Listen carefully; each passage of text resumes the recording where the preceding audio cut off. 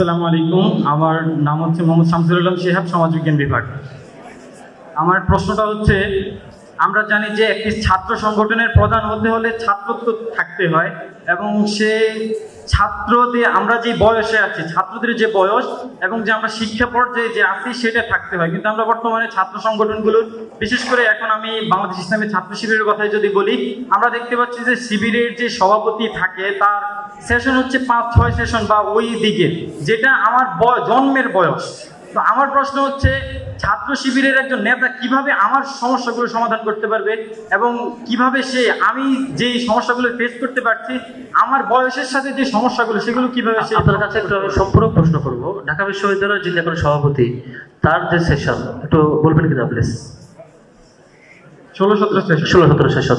বাকি সংগঠনগুলোর সাথে কম্পেয়ার করলে আপনি এটা কিভাবে অ্যানালাইসিস করে প্রশ্নটা করবেন সেটা একটু করুন প্লিজ। আমি আজকে শুধু ঢাকা বিশ্ববিদ্যালয় নিয়ে আলোচনা হচ্ছে না, আমার আলোচনা হচ্ছে পুরো বাংলাদেশ। আমি আরেকটু আগাই, জগন্নাথ বিশ্ববিদ্যালয় যিনি ছাত্র শিবিরের সভাপতি, আমি প্রশ্নটি করছি যাতে এক্সাক্ট প্রশ্নটা হিট করা যায়, সেজন্যই। জগন্নাথ বিশ্ববিদ্যালয় আরেকটি ছাত্র সংগঠনের যিনি সভাপতি, তিনি মোটামুটি সে সংগঠনদের কেন্দ্রীয় সভাপতির চাইতেও বয়সে বড় ছিলেন। পরবর্তীতে আরেকটি কমিটি হয়েছে নতুন করে। তো সেই দিক থেকে ছাত্র শিবিরের সেম টর্চার তারা অন করার পরও তারা কমিটি কন্টিনিউ করছে, এটার জন্য কোনো কৃতজ্ঞতা দেবেন কিনা, এবং নতুন প্রত্যাশা এবং প্রশ্ন একসাথে করবেন কিনা প্লিজ? আমার প্রশ্ন হচ্ছে, আপনারাও যদি দেখেন ওই সংগঠনের সাথে আপনাদের তুলনা করেন, তাহলে তাদের মধ্যে এক্স্যাক্টলি। তাহলে আপনার প্রশ্নটা হচ্ছে সরাসরি আপনি চান যে শিবিরের কেন্দ্রীয় থেকে শুরু করে এই সময়টাতে রানিং ছাত্রদের মধ্যে আসা উচিত, এবং সেই মেকানিজমটা আপনি শিবিরের কাছ থেকে প্রত্যাশা করেন, এবং কেন এটা ডেভেলপ করেন সে প্রশ্নটা করছেন। জি, এরপরে অন্য কোনো প্রশ্ন? সাদিক ভাই হচ্ছে আপনাদের কনস্টিটিউশনের সেকশন 34 রেফার করেছেন। আমি আপনাদের কনস্টিটিউশনটা একটা স্কিম রিডিং করেছি, ওইখানে চ্যাপ্টার 3 সেকশন 12 থেকে শুরু হয়েছে। তো ওইখানে আমি দেখতে পাচ্ছি আপনাদের প্রেসিডেন্ট ইলেকশনটা হচ্ছে ডিরেক্ট হচ্ছে, এবং আপনাদের যে এক্সিকিউটিভ কাউন্সিল আছে ওইটা হচ্ছে ডিরেক্ট ইলেকশনের মাধ্যমে হচ্ছে। কিন্তু আপনাদের সেক্রেটারি এবং ফার্দার যে মেম্বার ইলেকশন আছে ওইটা করছে আবার প্রেসিডেন্ট। তো আমরা যদি কন্ট্রোল ডেমোক্রেসির কথা বলেছিল, আমরা যদি একটু স্ক্রুটিনি করি তাহলে দেখা যাচ্ছে এখানে টু মাচ কনসেন্ট্রেটেড পাওয়ার দেওয়া হচ্ছে প্রেসিডেন্টকে এবং হচ্ছে এক্সিকিউটিভ কাউন্সিলকে। আর যেখানে আমরা কনসেন্ট্রেটেড পাওয়ার দেখি ওইখানে আমরা দেখি যে একটা ইনহেরেন্ট রিস্ক আছে ফ্যাসিজম তৈরি হওয়ার। তা আপনাদের যে সংগঠন ওইখানে এই ধরনের সিচুয়েশন হলে আপনারা ওইটাকে কিভাবে কাউন্টার করবেন, আপনাদের কাউন্টার ব্যালেন্সের মেকানিজমটা কি? আরেকটা কোশ্চেন ছিল, যেটা হচ্ছে সাংবাদিক সমিতির সভাপতি করে গিয়েছে, আপনারা প্রথমত ওইটাই অবলম্বন করেছেন কিনা জানি না। 10 সেকেন্ডটা করবেন প্লিজ, শর্টে প্লিজ। আমার রিকোয়েস্ট থাকবে একটু টাইম দেওয়ার জন্য। কোশ্চেনটা হচ্ছে ইনক্লুসিভিটি রিলেটেড। উনি মাইনরিটির কথা বলেছিল, বিভিন্ন জাতি গোষ্ঠী এবং অন্যান্য ধর্ম অবলম্বীদের কথা বলেছিল। তো এই ইনক্লুসিভিটিটার সাথে একটা কনসেপ্ট রিলেটেড, যেটা আপনাদের সংগঠন যখন কথা আসে আপনাদের সংগঠনে, তখন এই কনসেপ্টটার হচ্ছে এক্সপ্লেনেশন চাওয়া হয় আপনাদের থেকে, সেটা হচ্ছে সেকুলারিজম। সেকুলারিজমের নোশনটাকে আপনারা কিভাবে দেখছেন? আমরা দুইটা ন্যারেটিভ দেখতে পাই, একটা হচ্ছে কনভেনশনাল ন্যারেটিভ, যেখানে হচ্ছে সেকুলারিজমকে দেখা হয় হচ্ছে একটা এন্ড প্রোডাক্ট হিসেবে, যেখানে স্টেট অ্যাফেয়ার্স থেকে রিলিজিয়নকে সেক্লুডেড করে দেয়। আর আমাদের কনস্টিটিউশনাল মেকানিজমে একটা ন্যারেটিভ দাঁড় করানো হয়েছে, আমাদের এখানে যে সেকুলারিজমের কথা কনস্টিটিউশনে বলা হচ্ছে ওইটা হচ্ছে রিলিজিয়াস হারমোনির জন্য। আপনারা কোন ভিউটাকে এন্ডোর্স করেন? এক্স্যাক্টলি, অসংখ্য ধন্যবাদ। আসসালামু আলাইকুম, আমি সুলতান বলছি গণিত ভবন থেকে। আমার প্রথম প্রশ্ন হলো, 5ই আগস্টের পর থেকে আমরা একটা কথা প্রায় শুনতে পাচ্ছি, মানুষ মূলত শিবির। আসলে এই কথার মানেটা কি? দ্বিতীয় প্রশ্ন হলো, আমরা ঢাকা বিশ্ববিদ্যালয় কমিটি প্রকাশ করার পরে দেখতে পাই এখানে অনেকেই বা বেশিরভাগই ডিপার্টমেন্টের টপার। আর আমার প্রশ্ন হলো, আপনারা কি ডিপার্টমেন্টের টপারদেরকে টার্গেট করেন নাকি সবাইকে একই গুরুত্ব দেন? ফার্স্ট বয় আর লাস্ট বয় কি একই গুরুত্ব পায়? ধন্যবাদ। ওকে, আমার প্রশ্ন হচ্ছে, আপনারা বারবার বলছেন যে শিবির অ্যাকচুয়ালি কোনো লেজুর ভিত্তিক সংগঠন না, কিন্তু আমরা বারবার বিগত সালে এটাই দেখে আসছি যে শিবিরের যারা নেতা হয় তারা বেসিক্যালি একটা দল অর্থাৎ জামাত ইসলামী তারা বারবার যায়। এটা কেন যায়, কিংবা তার এক্ষেত্রে আমরা কোনো ব্যতিক্রম কেন দেখছি না?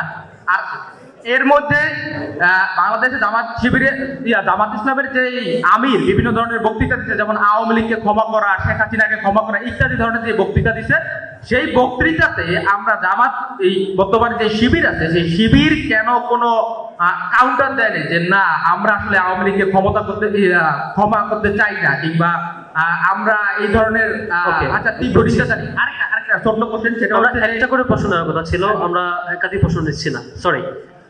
আমি একটা বেসিক কোশ্চেন করতে চাই যে আমরা মুজিববাদ নিয়ে কথা বলি, আপনাদের ওয়েবসাইটে দেখলাম 26টা বই সদস্য সিলেবাসে আছে যেগুলো শুধুমাত্র মওদুদির লেখা। এটা কি মুজিববাদের মতো মওদুদিবাদ কিনা? এমনটা কেন? আপনারা সিলেবাসে সংস্কার আনবেন কিনা, নাকি আপনারা মওদুদিকে নিজেদের বলে ওন করেন? ধন্যবাদ।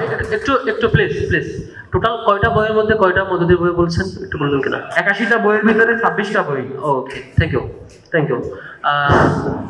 আমরা এরপরে যাব এই সারিতে একদম লাস্টে, মানে একটু মাঝের সারিতে বাম পাশের লাস্টে যারা হাত তুলছেন, জি ওখানে। ভাই আপনারা হচ্ছে দেশভাগ মানে দেশ ভেঙে যাওয়াকে সমর্থন করেন কিনা? মানে একটা উদাহরণ দেখাই, পার্বত্য চট্টগ্রামে আমরা স্বাধীনতার পর থেকে দেখি যে আর্মি ওইখানে কিছু খারাপ কাজ করছে, আবার ওখানকার সশস্ত্র গোষ্ঠীগুলোও খারাপ কাজ করছে। তো এই জায়গাতে আপনাদের স্ট্যান্সটা কি আসলে? এক্স্যাক্টলি প্রশ্নটা কি পার্বত্য ইস্যুতে শিবিরের অবস্থান কি এরকম? জি ওকে। এরপরের ব্যাপারটা হচ্ছে ভাই আমার প্রশ্নটা শিবিরের কাছে করবেন। শিবিরের সাথে যদি ভাই আপনাদের হল কমিটি আপনারা প্রকাশ করেন না কেন? এক্স্যাক্টলি বিগত 5 বছর আপনাদের করা উচিত। যদি এই কমিটি প্রকাশ করেন, অনেক ছেলে আছে কি তারা শিবির না কিন্তু তাদেরকে বলা হয় ওরা শিবির।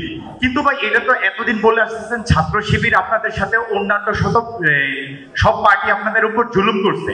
আমার মনে হচ্ছে যারা এখন শিবির না বা কোনো পলিটিক্যাল অ্যাফিলিয়েশন নাই তাদের উপর একটা পলিটিক্যাল পরিচয় দিয়ে দিচ্ছে, এটা তো তাদের ইন্ডিভিজুয়ালি তাদের উপর ওকে থ্যাংক ইউ জুলুম করতে তোরটা দিয়ে যাবে। আরেকটা ব্যাপার ভাই, আমরা আর নিচ্ছি না প্লিজ। সদস্য সংখ্যা কত ঢাকা ইউনিভার্সিটিতে আপনাদের প্রকাশ করলে খুশি হবো ভাই। Okay thank you. জামায়াতের আমির উনি বলেছেন যে বাংলাদেশের একমাত্র পরীক্ষিত দেশপ্রেমিক সেনাবাহিনী এবং জামায়াত ইসলামী। আপনি তার এই বক্তব্যকে সমর্থন করেন কিনা? যদি করেন তাহলে কেন করেন, যদি না করেন তাহলে কেন প্রতিবাদ জানিয়েছেন কিনা? আচ্ছা ওকে, আরেকটা প্রশ্ন আছে। একটা প্রশ্ন। না আমার স্বাধীনতায় হস্তক্ষেপ করবেন না, 5 আগস্ট অনেক কষ্ট করে স্বাধীনতা আনছি। Okay please. ক্ষমতায় যাওয়া নিয়ে আপনারা বলেন জামাত আপনাদের প্যারেন্ট সংগঠন না। 2001-এ জামাত এবং বিএনপি জোট করে যখন ক্ষমতায় গেল, হঠাৎ করে আপনাদের পাওয়ার বেড়ে গেল কেন? এবং পরবর্তীতে এখন যদি জামাত আপনাদের প্যারেন্ট সংগঠন না হয় তাহলে আপনাদের পাওয়ার পলিটিক্সে যাওয়ার উপায়টা কি হবে? কারণ আপনাদের তো তাহলে প্যারেন্ট সংগঠন নাই, আর প্যারেন্ট সংগঠন না থাকলে একটা রাজনৈতিক সংগঠনের মূল উদ্দেশ্যটা কি হবে? আচ্ছা, এটা বলা হচ্ছে যে তাদের সেই বা শিবিরের সেই ডেমোক্রেটিক স্পেসটা ছিল না, বা মিডিয়ার পেছনে অনেক বড় একটা অ্যামাউন্ট টাকা খরচ করা হয়েছে, অথবা জুডিশিয়াল একটা করাপশন করা হয়েছে যে এটাকে জঙ্গি হিসাবে পিক্টোরাইজ করা হয়েছে। বাট আমার কোয়েশ্চেন হলো যে 2001 থেকে 6 পর্যন্ত জামাত জোট বা বিএনপি জামাত জোট ক্ষমতায় থাকার কারণেও কি মানে তাদের কি সেই সাফিসিয়েন্ট স্পেসটা তৈরি হয়েছিল না যে জাতির সামনে এটাকে পরিষ্কার করা? এটা ছিল একটা কোয়েশ্চেন যে তারা জঙ্গি না, এটা লাউডলি সবার সামনে বা বোল্ডলি সবার সামনে এসে বলা। আচ্ছা, তারপরে সেকেন্ড কোয়েশ্চেনটা হলো যে ছাত্র শিবির 71-এর ভূমিকা নিয়ে অনেক কোয়েশ্চেন আসছে, কিন্তু আমার কোয়েশ্চেন হলো স্পেসিফিক যে ছাত্রলীগ এটা একটা অ্যাজাম্পশন যে 1971-এর ভূমিকা বা ছাত্র সংঘের ভূমিকা নিয়ে যদি ছাত্র শিবির অনেকে দায় না নিতে চায়, তাহলে ছাত্রলীগ যদি 50 years later, let's say it's an assumption, যদি তারা ব্যাক করতে চায়, তাহলে কি তাদের আবার এই দায়টা চাপানো ঠিক হবে কিনা যে হাসিনা তোমাদের আম্মা তো এই ভুলগুলো করছে, so you should not come back? কারণ শিবির অনেকবার ব্যান হয়েছে, ছাত্রলীগও ঠিক অনেকবার ব্যান হয়েছে। আর একদম লাস্ট একটা কোশ্চেন প্লিজ ভাই, সেটা হলো যে শিবিরের সাথে জমিয়তে তলাবার আসলে কতটুকু ইডিওলজিক্যাল পার্থক্য আছে এবং সিমিলারিটি আছে? Thank you. ওকে, এখানে আপনাদের প্রতি বলে রাখা ভালো, অনেকগুলো প্রশ্ন কিন্তু অলরেডি উত্তরে চলে আসছে, যেগুলো সেগুলো একটু কনসিডার করে পাল্টা কোয়েশ্চনটা যাতে এক্স্যাক্টলি যেখানে ফাঁক ফোকর আছে সেখানে হিট করা হয়। যেমন সাপোজ যে প্রশ্নটা আসছে একটু আগে 71 নিয়ে, যখন ব্যাখ্যাটা এভাবে আসে, যখন একটা নিউ পলিটিক্যাল পার্টি ফর্ম হয়, নিঃসন্দেহে সেখানে নতুন কোনো মানুষ জন্ম নিয়ে আসবেন না, আলোচকরা যেটা বলছেন সেখানে পলিটিক্যালি কনসাস পিপলরাই আসবেন। সাপোজ আওয়ামী লীগ যখন প্রতিষ্ঠা হয় তখন আওয়ামী মুসলিম লীগে এখানে মুসলিম লীগের বহু লোকেরা আসছিল, আর মুসলিম লীগ যখন প্রতিষ্ঠা হয় সেখানে কংগ্রেসের বহু লোকেরা আসছিল। আবার এভাবে করে এই যে ট্রান্সফরমেশন, তার মানে এই না যে এখানে অমুক পার্টির কিছু ব্যক্তি আসছে বলে তার পরবর্তী পলিটিক্যাল অ্যাক্টিভিটিসে তার প্রিভিয়াস সবগুলো বিষয় নিয়ে সিমিলার করবেন, রানিং কাজ নিয়ে সিমিলারিটিস করবেন। ঠিক শিবিরের ব্যাপারে যে আলাপটা এখান থেকে আসছে, শিবিরের প্রতিষ্ঠাকালীন সময় যাতে ছাত্র সংঘের কিছু কিছু লোকেরা হয়তো সেখানে এঙ্গেজ হয়েছে, বাইরের লোকেরা এঙ্গেজ হয়েছে, তার মানে এটা মিন করে না যে ছাত্র সংঘের সবকিছু অ্যাক্টিভিটিস, তার স্ট্রাকচার, তার আইডিওলজি, তার সবকিছু এখানে নিয়ে এসে সে পারফর্ম করছে। তার নিঃসন্দেহে নিউ পলিটিক্যাল পার্টির ফর্ম হলে কনসাস পিপল অনেকেই আসবে যারা প্রিভিয়াস অনেক পলিটিক্যাল পার্টিতে এঙ্গেজ ছিল। সুতরাং এই ব্যাখ্যাগুলো যেগুলো দিক থেকে আসছে এগুলো মাথায় রেখে প্রশ্ন করলে আপনার প্রশ্নটা এক্স্যাক্টলি হিট করা হয়। আমার মনে হয় এরকম প্রশ্নগুলো আমি প্রত্যাশা করছিলাম। আমি সরাসরি উত্তরে চলে যাব, আমার মনে হয় উত্তরে চলে যেতে পারি। নাম্বার 1 যে প্রশ্নটা সেটা হচ্ছে, এটা করবো সাদিক কাইমের কাছে, যেটা হল কমিটি আপনারা প্রকাশ করবেন কবে? আপনারা জানেন গত 16 বছরে আমরা কাজ করতে পারি নাই। অভ্যুত্থান পরবর্তী আমাদের কাজের সুযোগ তৈরি হয়েছে। আমরা শিক্ষার্থীদের কাছে যাচ্ছি, ফ্যাকাল্টি ভিত্তিক যাচ্ছি, ডিপার্টমেন্টে যাচ্ছি, টিএসসি, সেন্ট্রাল মসজিদ, ক্যাম্পাসের প্রত্যেকটা জায়গায় আমরা যাচ্ছি, শিক্ষার্থীদের সাথে কথা বলছি। তো শিক্ষার্থীরা আমাদের কাছে আসতেছে, আমাদের ব্যাপারে তাদের আপত্তি আছে, সেই আপত্তিগুলো আমরা ডিল করছি। আমরা আরেকটু সময় নিতে চাই, আমরা কাজ করতে চাই। এর পরবর্তীতে আমরা যখন সবার কাছে রিচ করতে পারবো এবং সামগ্রিকতা বিবেচনা করে আমরা আমাদের কমিটি আমরা গঠন করব। এর আগ পর্যন্ত আমাদের একটু সময়, যেহেতু আমরা কাজ করতে পারি নাই, সেই জায়গা থেকে আমরা মনে করি আমাদের আরেকটু সময় দরকার। শিক্ষার্থীদের আমাদের ব্যাপারে যে আপত্তিগুলো আছে সেই আপত্তিগুলো ডিল করা দরকার। জি, এরপর আমি জাহিদ ভাইয়ের কাছে যাব। আপনারা নিশ্চয়ই অন্যান্য ছাত্র সংগঠন সহ আরেকটা বিষয়, আমাদের এখানে মানে আমাদের শিবিরের যে স্ট্রাকচার, আমরা সবসময় বিভাগের ভিত্তিতে সবকিছু তত্ত্বাবধান করে থাকি।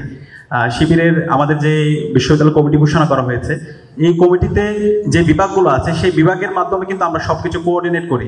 আমি আগে বলেছি, শিবিরের এখানে নেতা হয় কম, কর্মী থাকে বেশি।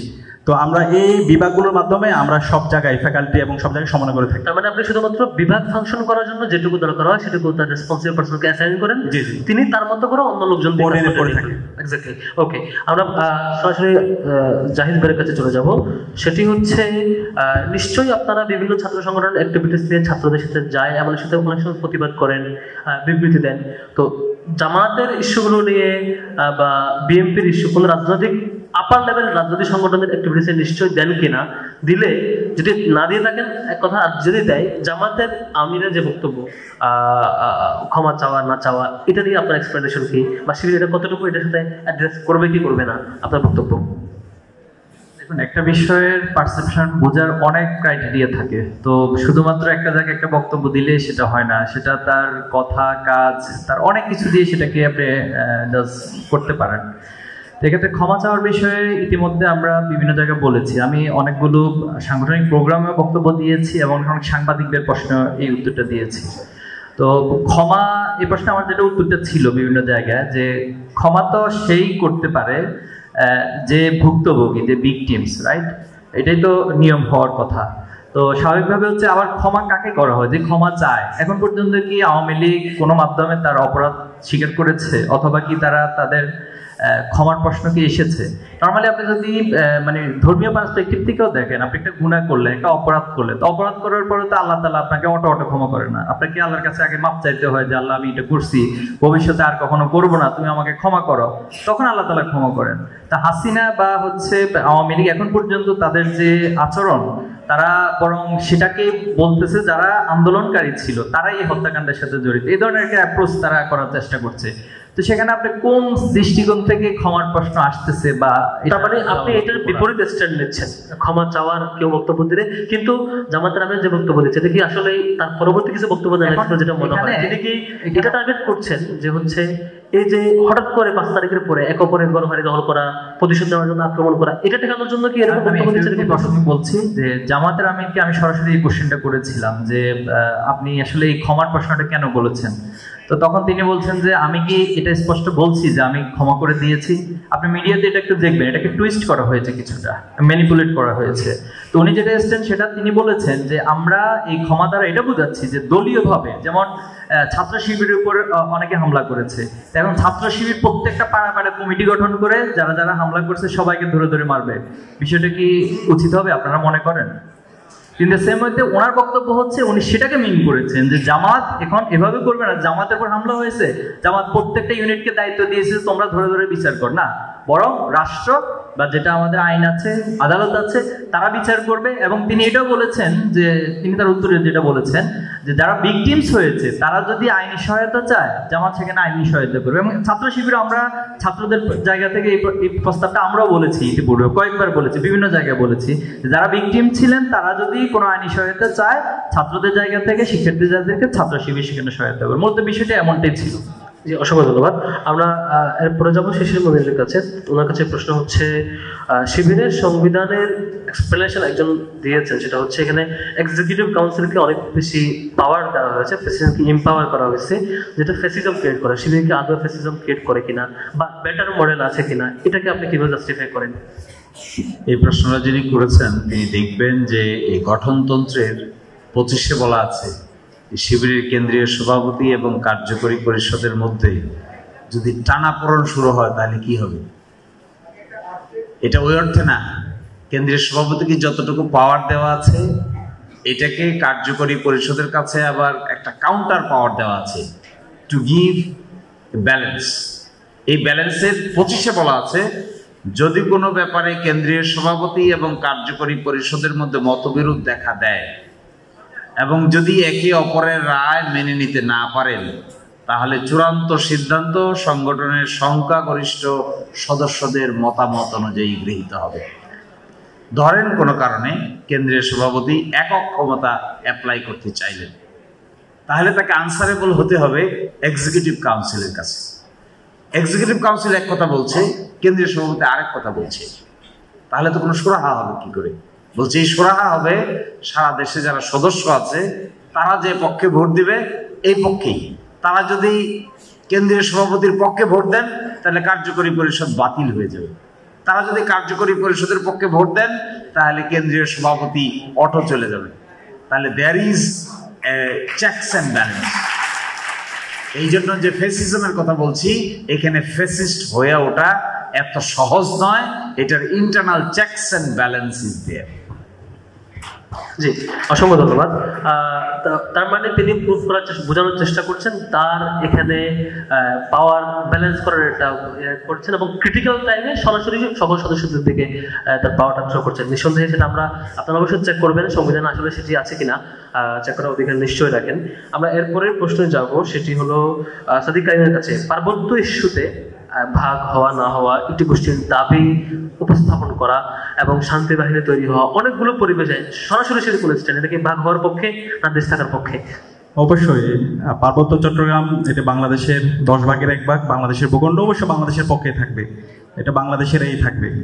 তার মানে আপনি ওইখানে মাইনরিটিস যারা আছে তাদের অধিকার দিতে চান বাংলাদেশের হিসাবে, আলাদা শাসন চান না। পার্বত্য চট্টগ্রামে যারা চাকমা, মারমা, ত্রিপুরা, রাখায়ন তারাও আমাদের ভাই, তারা আমাদের বোন, তাদের অবশ্য অধিকারের প্রশ্নে আমরা আপোষহীন। তাদের অধিকার এনশিওর করা, তাদের স্বার্থ সংশ্লিষ্ট বিষয়গুলো সবার আগে দেওয়া, এটা আমাদের অবশ্যই শিবিরের দাবি ছিল। আমরা সবসময় তাদের দাবি দেওয়ার পক্ষেই আছে। কিন্তু যারা ষড়যন্ত্র করে, যারা চক্রান্ত করে পার্বত্য চট্টগ্রাম নিয়ে, এখানে অনেক কমপ্লেক্স পলিটিক্স, এখানে যারা বিচ্ছিন্নতাবাদী আছে, এই গ্রুপদের বিরুদ্ধে আমরা সবাই, আমাদের উপজাতি বন্ধুরা তাদের বিরুদ্ধে, আমরাও তাদের বিরুদ্ধে। তো এর বাইরে যারা দেশের পক্ষে যারা আছে, আমরা সবাই একসাথে কাজ করতে চাই। এরপরে যাবো জাহিদ ভাইয়ের কাছে সরাসরি, ইনক্লুসিভিটি নিয়ে। আপনাদের সংগঠন, আপনারা একটা আধুনিক সময়ে এসে রাজনীতি করছেন, বাট ইনক্লুসিভের যে প্যারামিটারগুলো, নারীকে নারীর অংশ থাকা বা মাইনরিটিস বা অন্যান্য বিষয়গুলো, এই ব্যাপারে আপনার সংগঠনের এক্সপ্লেনেশনটা কি? আসলে নারীরা কেন এখানে এম্পাওয়ার্ড না, অ্যাক্সেস পায় না, বা অনেক সংগঠন তো এরকম দেয়, তো এই ক্ষেত্রে আপনাদের বক্তব্য কি? আচ্ছা, আমি একটু ভিন্নভাবে বলতে চাই। যেহেতু ইসলামের কিছু কনসেপ্ট রয়েছে, ইসলামের কিছু ভ্যালুস রয়েছে, এটা আপনাদের যথেষ্ট এখানে যারা আছেন সবারই স্টাডি থাকার কথা, অন্য ধর্মেরও থাকার কথা। তো ইসলামের চেয়ে বড় ইনক্লুসিভ আমার কাছে পার্সোনালি মনে হয়, আমার অবজারভেশন, এর চেয়ে বড় ইনক্লুসিভ আর কেউ হতে পারে না। আপনি পৃথিবীর হিস্ট্রিক্যালি এটাকে যদি অ্যানালাইসিস করেন, অথবা আপনি যে গ্রাউন্ড থেকে অ্যানালাইসিস করেন না কেন, ইসলামের পৃথিবীতে সবচেয়ে বেশি ইনক্লুসিভনেসের প্রমাণ দিয়েছে অন্য অপরাপর সকল মতাদর্শের চেয়ে। যেমন আল্লাহ রাসূলুল্লাহ সাল্লাম যখন জাহিলিয়াত যুগ ছিল, আপনি জানেন যে নারীদেরকে কি পরিমাণ একটা অপারেশনের মধ্যে রাখা হতো এবং তাদেরকে তুচ্ছ তাচ্ছিল্য, সমাজের অচ্ছুত একটা শ্রেণী মনে করা হতো। এরপর যাদের পাওয়ার ছিল তারাই হচ্ছে সবকিছুর অধিকারী ছিল, অন্য মাইনরিটি বা আদার্সদেরকে আদারিং করা হতো। তো ইসলাম এরপরে সবাইকে তার প্রাপ্য অধিকার দেওয়াটা নিশ্চিত করেছে। এবং একটা বিষয় খেয়াল করেন, আল্লাহ রাসূলুল্লাহ সাল্লাম যখন মক্কা থেকে মদিনা হিজরত করেছিলেন, এই হিজরতের পর তিনি মদিনার যে একটা রাষ্ট্র কাঠামো, একটা সোশ্যাল স্ট্রাকচার ছিল, এটা অন্যতম কারণ ছিল ওনার নেতৃত্ব। সেখানে তিনি সবাইকে তার অধিকারগুলোকে বুঝিয়ে দিতে সক্ষম হয়েছিলেন এবং অধিকারগুলো নিশ্চিত করতে সক্ষম হয়েছিলেন। সেখানে আউস এবং খাজরাজ গোত্র ছিল, তারা দীর্ঘদিন একটা কনফ্লিক্টে ছিল, তারা একের অধিকারটা আরেকজনকে দিতে চাইতো না, কিন্তু আল্লাহ রাসূলুল্লাহ সাল্লাম সেখানে গিয়ে তাদের ভিতরে একটা সমাধান করেছেন এবং ন্যায় বিচার প্রতিষ্ঠা করতে পেরেছিলেন। এরপর দেন তারা আল্লাহ রাসূলকে নেতা হিসেবে রিসিভ করেছিলেন। এবং মদিনা রাষ্ট্রে আপনি দেখেন, সেখানে অন্য ধর্মাবলম্বী লোকজনও ছিল, ইহুদি গোত্র ছিল, সবাই যার যার ধর্মের যে রাইটস রয়েছে সেটাও ভোগ করবে, নারীরা তাদের অধিকার ভোগ করবে। তো ইসলামী ছাত্র শিবিরও আসলে এই কনসেপ্টের বাহিরের কিছু না। এখন আপনি যদি মনে এই প্রশ্ন তুলেন যে ছাত্র শিবিরের মধ্যে নারী নাই কেন, এই জন্য তারা ইনক্লুসিভ না, তো এক্ষেত্রে আমি বলবো যে 242 জনের যে কমিটি, সেখানে কয়জন নারী আছে? সেখানে যদি আপনি খোঁজেন, আপনাকে সার্চ ইঞ্জিন দিয়ে খুঁজতে হবে, 10 জন বা 12 জন পাবেন কিনা আমার সন্দেহ আছে। তাহলে এটা কি এটা ব্যালেন্স হলো? এটা তো একটা মারাত্মক লেভেলের, মানে নারীর অধিকারের কথা বলে তাকে মারাত্মক লেভেলের একটা বৈষম্য আপনি করলেন। তো ছাত্র শিবিরের জায়গা থেকে আমরা নারীদের আলাদা প্ল্যাটফর্মকে প্রমোট করবো। এটার কয়েকটা কারণ আছে। এখানে বাংলাদেশের কালচারাল কিছু বিষয় রয়েছে, যে কোনো জায়গায়, যেমন বাংলাদেশের যে কালচার, আপনি আরাবিয়ান কান্ট্রিগুলোর কালচারের সাথে সেটা খুঁজে পাবেন না। একটু খেয়াল করুন, যারা এখানে মক্কা গিয়েছিলেন, আমি গত বছর গিয়েছিলাম, আমাদের সাদিক কাইমও গিয়েছিলেন, তো সেখানে দেখলাম যে মানে মসজিদে হারামের মধ্যে নারী পুরুষ এক কাতারে দাঁড়িয়ে নামাজ পড়তেছে। সেটা কি আপনি বাংলাদেশে চিন্তা করতে পারেন? কোন মসজিদে এক কাতারে নারী পুরুষ দাঁড়িয়ে নামাজ পড়ছে? তো এটা কল্পনা করা যায় না। তো এই কালচারাল কিছু বিষয় আসলে ধাপে ধাপে ধাপে ধাপে সেটা মানুষের চিন্তা চেতনা যখন চেঞ্জ হয়, তখন সেটা চেঞ্জ করাটা পসিবল হয়। এই জন্য আমরা মনে করছি ঢাকা ইউনিভার্সিটি যদি এখনো রেশিও চিন্তা করা হয় 50%, নিশ্চয়ই 50-50, রাইট। আবার কিছু ইউনিভার্সিটিতে, যেটা আমাদের অবজারভেশন, মোর দেন 50% হচ্ছে আমাদের নারী শিক্ষার্থীরা। তাহলে আপনি সেখানে কোন যুক্তিতে ইনক্লুসিভের কথা বলে 242 জনের মধ্যে 10 জন নারী কমিটি দিচ্ছেন? এটা তো মারাত্মক প্রশ্ন। মানে আপনার, তবে আমরা যেটা বলছি, প্রত্যেকটা ইয়াতে নারীদের আলাদা প্ল্যাটফর্ম হবে, তবে কমন যে ইস্যুগুলো রয়েছে, যেমন আজকে এখানে আমাদের নারী শিক্ষার্থীরা আছে, আমার কাছে সবচেয়ে ভালো লাগতো যদি আপনারা অ্যারেঞ্জমেন্ট এভাবে করতে পারতেন, মাঝখানে একটা পার্টিশন হইতো, 50% নারী উপস্থিত হতো, 50% পুরুষ হতো। তাহলে এটাকে আমি বেশি অ্যাপ্রিসিয়েট করতাম, কিন্তু সেটা আপনারা করতে ব্যর্থ হয়েছিল যে কালচারাল প্রবলেমের কারণে। আপনি এখনো সেই কালচার ইউনিভার্সিটিতে করতে পারেননি। এই জন্য আমরা কাজ করতে চাই কমন ইস্যুতে নারী পুরুষ একসাথে কাজ করবে, বাট নারীদের অধিকার রিলেটেড ইস্যুগুলো একটু পুরুষদের থেকে ব্যতিক্রম, সেগুলো নিয়ে নারীরা আলাদা প্ল্যাটফর্ম করবে, আমরা সেটাকে পূর্ণ সাপোর্ট। এবং এটা আমাদের ইনক্লুসিভনেস। আপনি বলছেন নারীরা ওইখানে সুপিরিয়র থাকবে এবং এম্পাওয়ার্ড থাকবে, রাইট, এবং তারা ডিসিশন নেবে, আপনি কোঅপারেট করবেন, এবং তাদেরও 242 জনের আলাদা একটা কমিটি হবে এবং আপনি কোঅপারেট করবেন, রাইট? এক্স্যাক্টলি। Thank you. আমরা এরপরের প্রশ্নে যাব। প্রশ্নটা যাবে শিশু মনিরের কাছে। প্রশ্নটা হচ্ছে, প্রধান হইতে হইলে, একজন বলছেন তার ভাষ্য অনুযায়ী ছাত্র সংগঠনের প্রধান হতে হলে ছাত্র তো থাকা উচিত।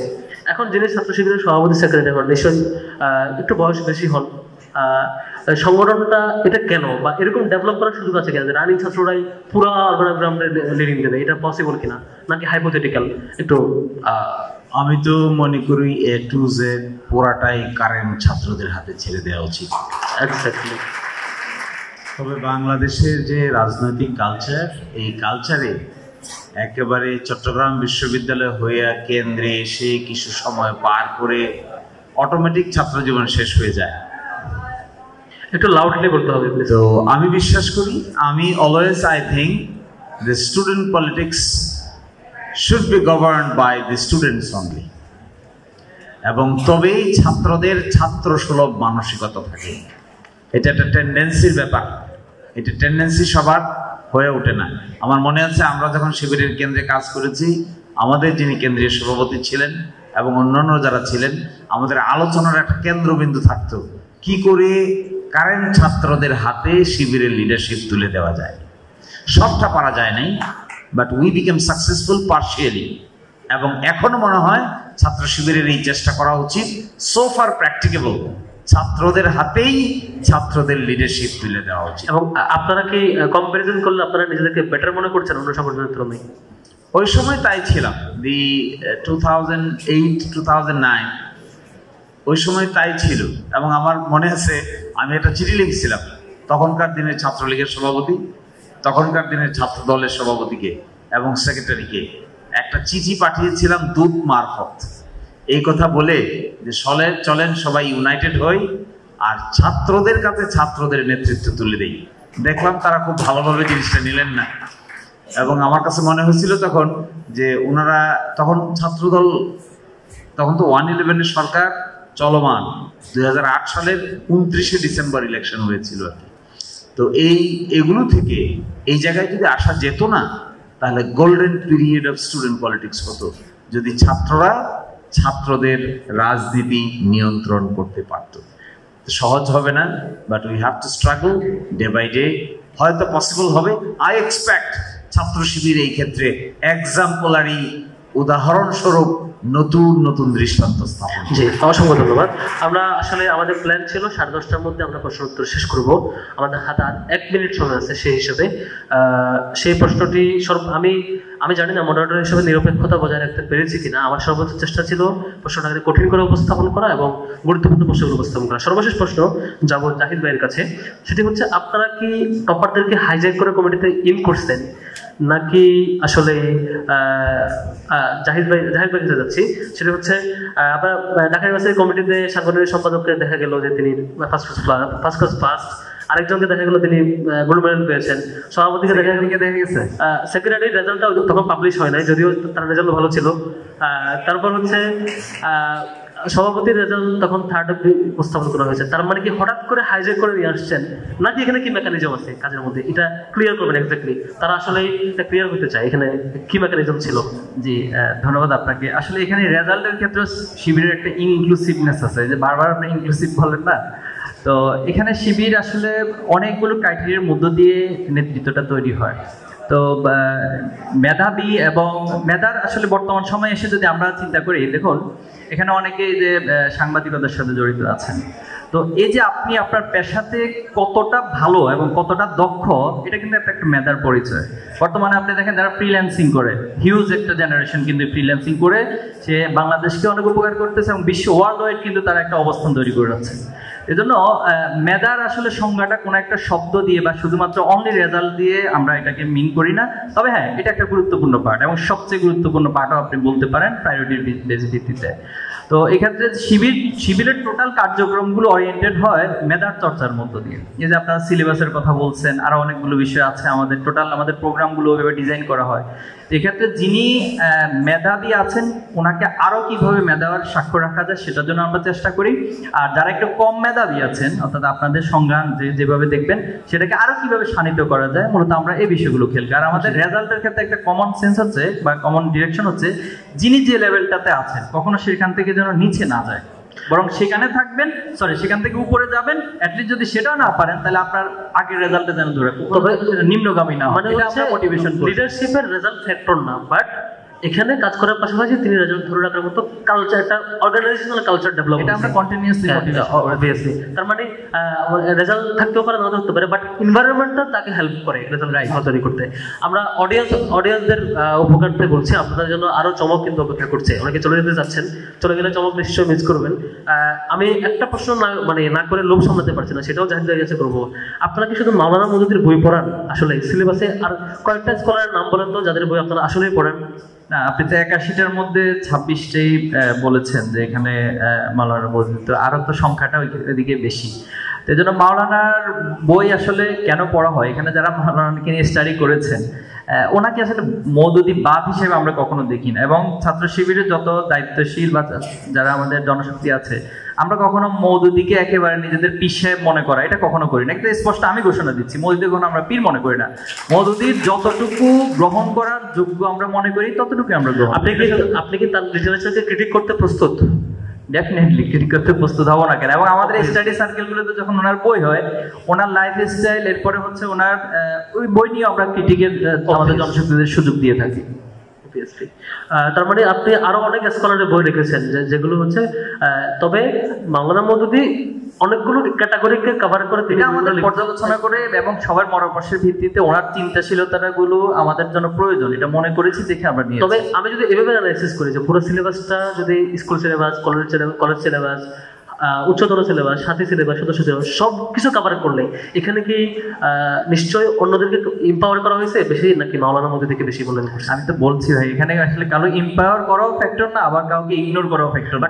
এখানে ফ্যাক্টর হচ্ছে আমাদের নিডসটা কি, আমরা সেখান থেকে খুঁজে খুঁজে সে বিষয়গুলো। তার মানে আপনি বিভিন্ন টপিককে কভার করার চেষ্টা করছেন, যেভাবেই হোক, আনফরচুনেটলি হোক বা ফরচুনেটলি হোক, যে মাওলানা মওদুদি এসব সকল টপিককে কভার করে বলেছিলেন বলে তার বইটা অ্যাড হয়েছে, এরকম কিছু হতে পারে অবভিয়াসলি। Thank you. আমরা অনেকগুলো প্রশ্ন দিলাম, যত প্রশ্ন কঠিন করার সুযোগ আমার ছিল আমাদের থেকে চেষ্টা করেছি। এরপরেও ছাত্র শিবিরের সভাপতি নিশ্চয়ই আপনাদেরকে কমিটমেন্ট দিচ্ছেন যে হচ্ছে আগামী দিনে অনুষদ এবং ফ্যাকাল্টি ভিত্তিক প্রশ্নগুলো নেওয়া হবে। আমি জানি না আপনাদের প্রশ্নের ক্ষুধা মিটেছে কিনা, না মিটলে সেদিন ছাত্র শিবির পূরণ করবে বলে আমি বিশ্বাস করছি। এবারে আমি কথা নিয়ে আসার জন্য অনুরোধ করবো,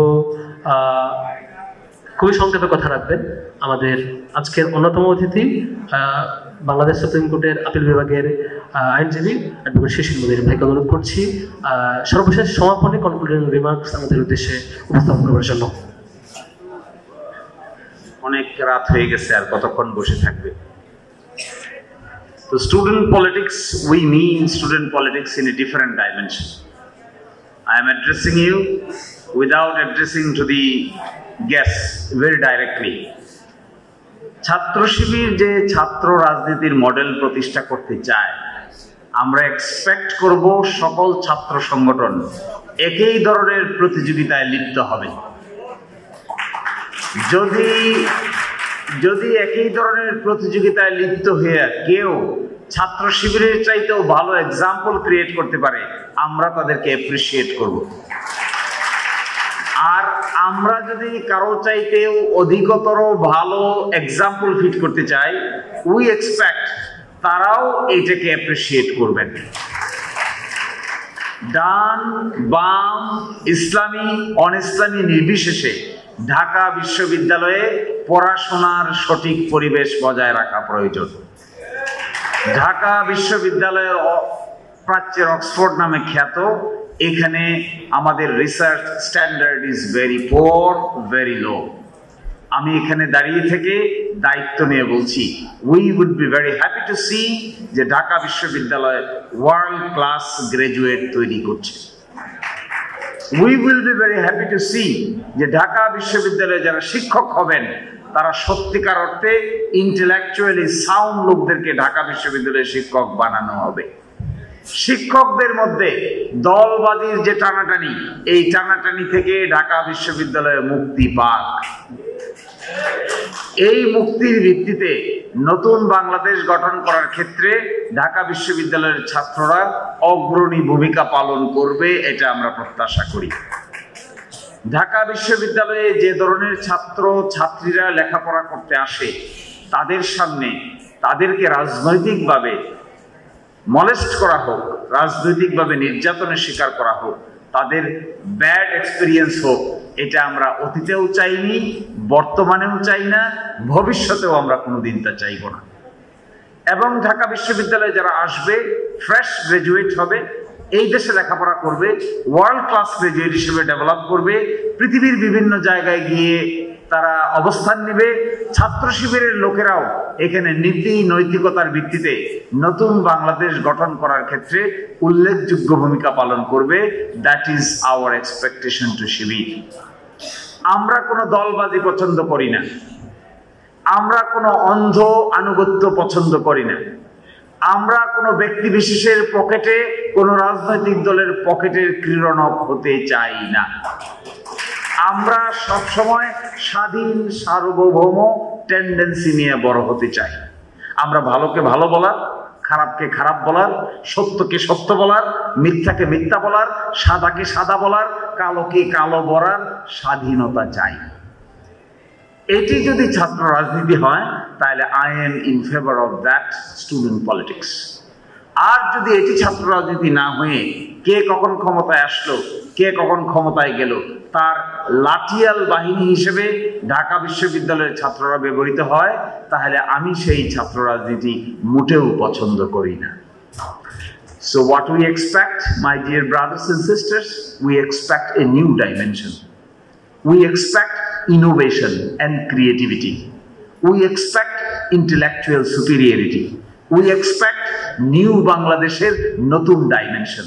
We expect an independent Bangladesh having sovereign authority to the people in general. We expect a Bangladesh in a new dimension. শিবিরের ছেলেরা যদি এখানে ভূমিকা রাখতে পারে honesty integrityর ভিত্তিতে, we will be happy to see that they are contributing to the construction of a nation. কিন্তু যদি ছাত্র রাজনীতির নামে এই ফাও খাওয়া, ক্যান্টিনে বাকি ফেলানো, হলের ম্যাচকে উদয় করে দেওয়া, একবার ম্যাচ ম্যানেজার হলে সারা জীবনের কামাই করে নেওয়া, কিংবা একবার ম্যাচ ম্যানেজার হলে 2 আইফোনের মালিক হওয়া, কিংবা এই ছাত্র রাজনীতির নামে গেস্ট রুমে ছাত্রদেরকে আটকিয়ে বাধ্য করে তার আইডিওলজি ইনফিউশন করার চেষ্টা করা, এটি যদি ছাত্র রাজনীতির মডেল হয় তাহলে শিবিরকে বলবো আমরা তোমাদের এই সমস্ত কাজে এঙ্গেজ হওয়া মোটেও সমীচীন হবে না। We want independence. We want independent mind. We want creative mind. We want innovative mind. আমি শিবিরকে বলবো irrespective of race, sex, color and religion, come up with your intellectual vigorousness. Create a platform. Everybody can come and express his opinion. Come up with your innovative ideas. A lady, a upajati, even a non-Muslim can come up with you, work with you, express his opinion for a new dimension in a very independent way. Create that environment. If you can create that environment, other students, organization perhaps will be in difficulty. What will they do? What approach they will take? আমি তো খবর পেয়েছি একজনের সাথে কথা বলে কোন ছাত্র সংগঠন নিজেরাও বাধ্য হয়ে সেমিনার সিম্পোজিয়ামের লাইনে যাচ্ছে।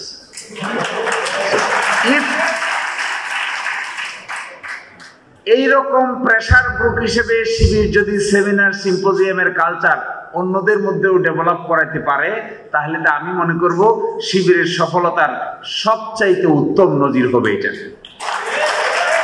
এবং আমি বলবো ছাত্র শিবিরকে be open, don't be constrain to yourself, make everything open, create a new environment. এবং আমি এটাও বলে যাচ্ছি, সেক্রেটারি জেনারেল এখানে আছেন, আমি এটাও বলছি ছাত্র শিবিরের গঠনতন্ত্রে মাইনরিটি কমিউনিটিদেরকেও ইনক্লুড করার ব্যবস্থা করা হোক। এবং আমি এটাও বলে যাচ্ছি ছাত্র শিবিরের গঠনতন্ত্রকে আরেকটু রিভাইজ করে এমন জেনারেল সিস্টেম ক্রিয়েট করা হোক যে জেনারেল সিস্টেমের কারণে ঢাকা বিশ্ববিদ্যালয়, রাজশাহী বিশ্ববিদ্যালয়, চট্টগ্রাম বিশ্ববিদ্যালয়, ইসলামী বিশ্ববিদ্যালয়, শাহজালাল বিজ্ঞান প্রযুক্তি বিশ্ববিদ্যালয়, BUET, duet, KUET, CUET, RUET, Dhaka medical college, Rajshahi medical college, Sylhet medical college, Chittagong medical college, সব জায়গায় এক নতুন উৎসবের আমেজ ক্রিয়েট হোক। এই আমেজ কি? এই আমেজ হলো ইন্টেলেকচুয়াল আমেজ। এই আমেজ কি? ইন্ডিপেন্ডেন্টের আমেজ। এই আমেজ কি? নতুনত্বের আমেজ। এই আমেজটা কি? ইনোভেশন এন্ড ক্রিয়েটিভিটির আমেজ। আমরা প্রতিযোগিতা করি, ক্রিয়েটিভিটির ভিত্তিতে করি, ইনোভেশনের ভিত্তিতে করি। ছাত্র শিবির এই কর্মকাণ্ডে নতুন নেতৃত্বের সূচনা করুক তাদের লিডারশিপের অধীন। আমি তো সাদিক কায়েমকে মনে করি এই দেশের মানুষের স্বাধীনতার, সার্বভৌমত্বের ভাগ্য নির্ধারণের ক্ষেত্রে এই ছোট্ট ছেলেটির অবদান এই জাতি আজীবন মনে রাখবে।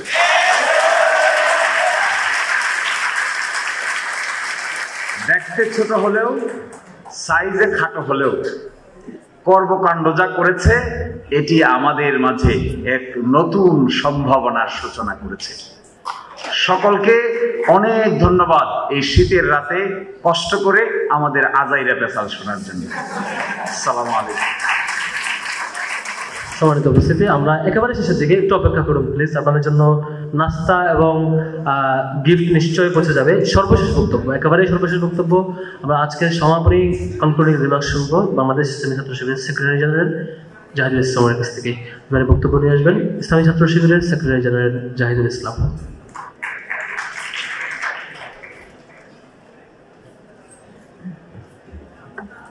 সম্মানিত উপস্থিতি, আমি আসলে আর কোনোভাবে আপনাদেরকে কষ্টের দিতে চাচ্ছি না, আমি নিজে আপনাদের কষ্টের কারণ হতে চাচ্ছি না। জাস্ট দুইটা পয়েন্ট বলবো।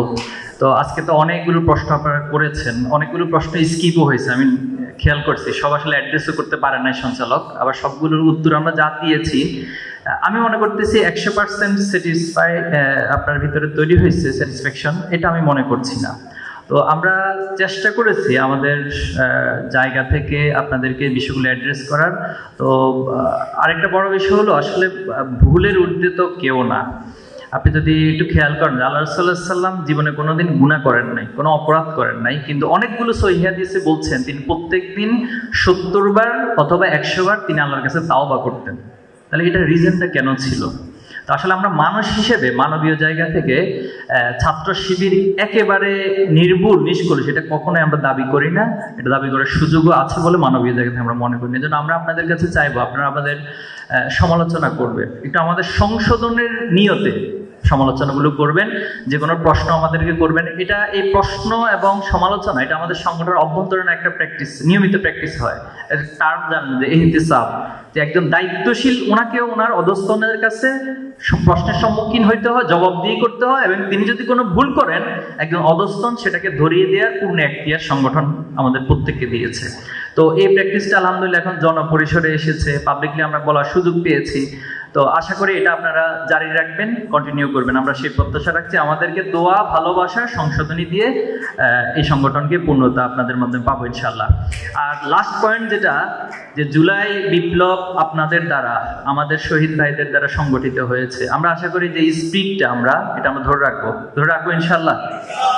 এই রাষ্ট্র অনেক সময় নষ্ট করেছে, আমরা অনেক সময় নষ্ট করেছি, তবে আমাদের ভিতরে আজকে 2024 সালে এসে এই আত্মবিশ্বাস জন্ম নিয়েছে যে আমরা চেষ্টা করলে, আমরা যদি সিদ্ধান্ত নিই, আমরা যদি ঐক্যবদ্ধ হই, তাহলে আমরা অনেক কিছুই পারি।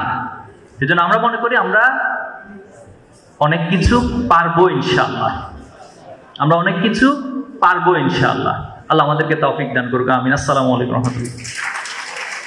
সম্মানিত উপস্থিতি, আপনারা একটু ধৈর্য সহকারে অনুরোধ করছি, আপনারা আমাকে শুরুতেই সহযোগিতা করছেন, শেষ রিকোয়েস্টটুকু সহযোগিতা করবেন নিশ্চয়ই। তার আগে আপনার কাছে একটু জানতে চাইবো, আপনারা কি চান যে বাকি সংগঠনগুলো এরকম প্রশ্নের মুখোমুখি হোক? আপনারা কি চান ঢাকা বিশ্ববিদ্যালয়ে কোনো ছাত্র সংগঠন রাজনীতি করতে চাইলে এভাবে প্রশ্নের মুখোমুখি হোক টিএসসিতে এসে? নিশ্চয়ই চান, ঠিক আমরাও চাই। আজকে অবশ্যই আপনাদের দাবিটি অনেকগুলো ক্যামেরা আমাদের সামনে আছেন, তাদের কাছে পৌঁছে দেবে। প্রত্যেকটা ছাত্র সংগঠন এভাবে সরাসরি প্রশ্নের সম্মুখীন হবে এবং প্রশ্নের উত্তর দিবে বলে আমরা প্রত্যাশা করছি।